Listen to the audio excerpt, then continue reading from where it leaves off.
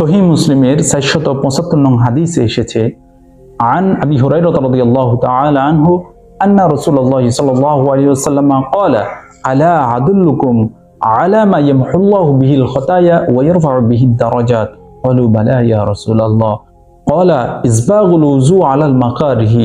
ওয়া কাসরাতুল খুতা ইলাল মাসাজিদি ওয়া ইন্তিজারুস সালাতি বা'দাস সালাতি ফাযালিকুমুর রিবাত। হযরত আবু হুরায়রা রাদিয়াল্লাহু তাআলা আনহু থেকে বর্ণিত, নিশ্চয় রাসূলুল্লাহ সাল্লাল্লাহু আলাইহি ওয়াসাল্লাম বলেছেন যে আমি কি তোমাদেরকে এমন কাজের কথা বলে দিব না যে কাজ করলে আল্লাহ তাআলা বান্দার পাপ রাশিকে, গুনাহকে মাফ করে দেন এবং বান্দার মর্যাদা আল্লাহ তাআলা বৃদ্ধি করেন। সাহাবায়ে কেরাম বললেন, ওগো আল্লাহর রাসূল, হ্যাঁ আপনি বলেন। তখন রাসূলুল্লাহ সাল্লাল্লাহু আলাইহি ওয়াসাল্লাম বললেন যে ইসবাগুল উযু আলাল মাকারিহি,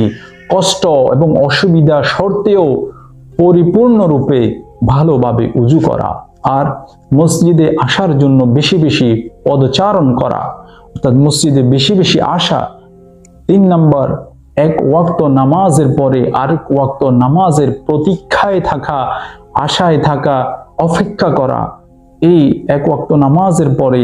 আরেক ওয়াক্ত নামাজের জন্য অপেক্ষা করা, অর্থাৎ যে ব্যক্তি কষ্ট এবং অসুবিধা সত্ত্বেও উত্তম রূপে উযু করবে, মসজিদে বেশি বেশি পদচারণ করবে এবং এক ওয়াক্ত নামাজের পরে আরেক ওয়াক্ত নামাজের প্রতীক্ষায় থাকবে, এই 3টি কাজ যে ব্যক্তি করবে, রাসূলুল্লাহ সাল্লাল্লাহু আলাইহি ওয়াসাল্লাম বলেন এই কাজগুলোর কারণে আল্লাহ তাআলা ওই বান্দার পাপ রাশিকে ক্ষমা করে দিবেন, ওই বান্দার মর্যাদা বৃদ্ধি করে দিবেন। আল্লাহ তাআলা এই গুরুত্বপূর্ণ আমলগুলো আমাদের প্রত্যেককে করার তৌফিক দান